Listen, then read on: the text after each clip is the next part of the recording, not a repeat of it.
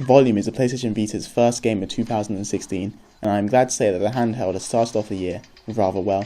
The PlayStation Vita version of Volume is the real deal, featuring all of the content of the PlayStation 4 version with the same excellent gameplay.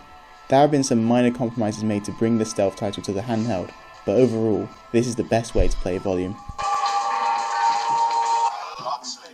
All 100 core levels, in addition to the level editor and the ability to play user-generated levels, are all available.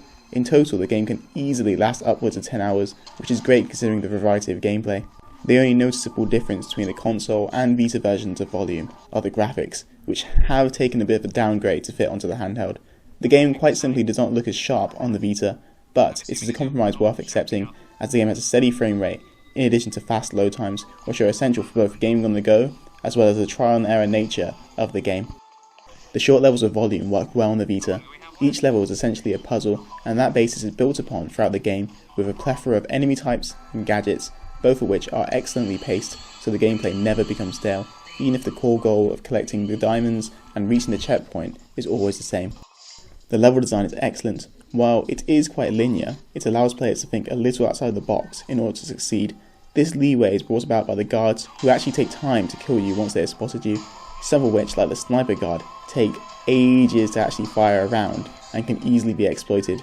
The gadgets are also very fun to use. While all of them are cool, my personal favourite is the figments, which makes the guards look like total idiots.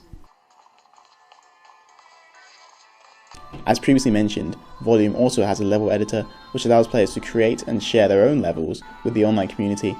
All the levels on the PlayStation 4 version are playable on the PS Vita version, which means that the game has a ton of content out of the gate. Thankfully, you do not have to download the levels either, which is convenient considering the limited memory space on the handheld. The level editor will take some time to get used to, but for those who truly want to create intricate espionage levels, the tools are there. Volume does have a story, but it falls a little flat, mainly due to the way it is presented.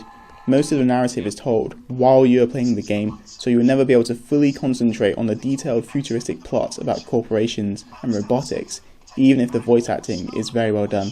It is also annoying that the dialogue repeats itself if you happen to die or pick up objects. Listen, you're on my side? I'm assuming as you're not shouting out the location of the volume. Additionally, it does not help that the story quite literally gets in the way of the gameplay on occasions.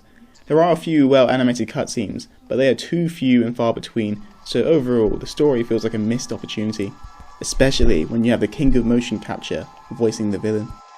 Even though the story could have been better, Volume is still an excellent addition to the Vita's library.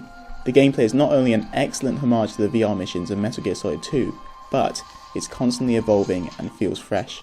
Volume is great for gaming on the go or extended sessions and easily gets an A grade.